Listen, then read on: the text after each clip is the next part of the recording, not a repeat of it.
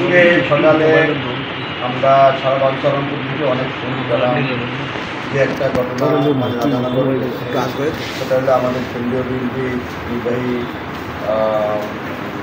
সদস্য প্রবাসন নির্বাহী সদস্য জনাব সাহেব প্রধানমন্ত্রী ছিলেন, কিন্তু আরাফাত রহমান কোকো স্মৃতি সংসদের উদ্যোগে সেখানে ওনার এই আলামিনের অফিস ভাঙচুর করা হয়েছে, যেটা ছিল সে প্রতিষ্ঠাতা সাধারণ সম্পাদক আরাফাত রহমান কোকো স্মৃতি সংসদ, যিনি শহীদ হয়েছেন এই স্টিম। তার স্মৃতিতে একটা সংসদ সারা বাংলাদেশে আছে, সেখানে বাঞ্ছারামপুরের সংসদের সেক্রেটারি আলামিন, সে আন্দোলনের রাজপথে আমাদের সাথে সবসময় ছিল, দলমত নির্বিশেষে বাঞ্ছারামপুর বক্তব্য করেছে। সেখানে আমার কথা হলো আরাফাত রহমান কোকো আমাদের স্তম্ভ, আমাদের স্পন্দন, আমাদের অস্তিত্ব।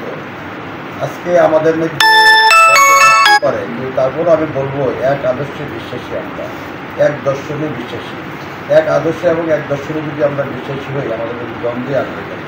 তারপরও ব্যক্তিগত কারণে যদি দ্বন্দ্ব হয়, আমাদের মধ্যে দ্বন্দ্ব থাকবে।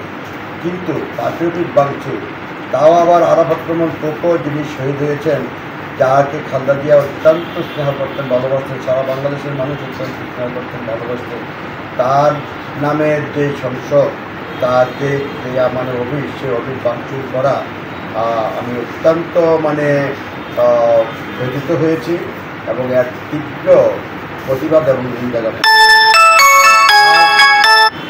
আপনার আরাফাত রহমান কোকো একজন বড় খেলোয়াড় ছিলেন, সেই কারণে খেলার আয়োজন করা হয়েছিল। আনন্দজনক পরিবেশে একটা খেলা হতো। খেলায় কে আসলো, কে দেখলো, কে হারলো, কে জিতলো, কে প্রধান অতিথি হলো, কে বিশেষ অতিথি হলো, সেটা বড় কথা ছিল না। ঈদের এই আনন্দজনক পরিবেশে একটা খেলা হতো। সেই খেলাকে যারা নস্যাৎ করেছে তারও আমি তীব্র প্রতিবাদ এবং নিন্দা জ্ঞাপন করছি। অবিলম্বে দলীয়ভাবে এই সুষ্ঠু তদন্ত করে দোষীদেরকে অবশ্যই বিচারে আওতায় আনতে হবে এবং প্রশাসনিকভাবে বিচারে আওতায় আনতে হবে। যা আমাদের জননেতা বলেছেন, আমরা ফেস্টিভাল শেষ করেছি, কিন্তু ফেস্টিভালের যে দোষরদেরকে এখনও আমরা সেইভাবে প্রতিহত করতে পারিনি। আজকে আমাদের মাঝে কিছু নৈব্য যারা রাজপথে ছিল না, তাদের আশ্রয় প্রশ্রয়ে অতি উৎসাহী হয়ে তারা এখন যেভাবে লাফালাফি করছে, আমরা যারা রাজপথে আছে, আমরা যারা বিএনপি করি বাঞ্ছাল করে, আমরা একে অপরকে চিনি। দীর্ঘ 40 বছর 45 বছর আন্দোলন লড়াই সংগ্রামে আমরা প্রত্যেকে একে অপরকে চিনি।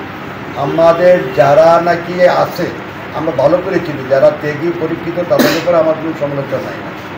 আপনারা দেখেছি যে বিভিন্নখানে যে ইউনিয়ন কমিটিগুলো হয়েছে, সেখানে 80% লোক যারা নাকি অতীতে কোনোদিন বিএনপির রাজনীতির সাথে জড়িত না, আমার ইউনিয়নে আমি এইভাবে দেখেছি, তারা এসেছে পলিটিক্স।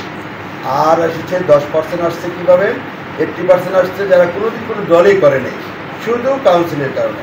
আর 10% আসছে আওয়ামী সমর্থিত লোকজন, আর 5% আসছে তো ত্যাগী, আর 5% আসছে আপনার অতি উৎসাহী, যারা নাকি বিএনপির নাম, আওয়ামী লীগের নাম নিয়ে বিভিন্নভাবে চুপচাপ বসেছিল, এখন সময়ের মতন আপনার মাঠে চলে আসছে।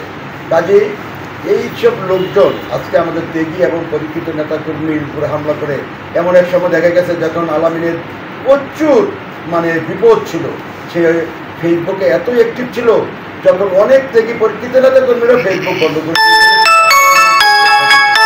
সেই আলামিনের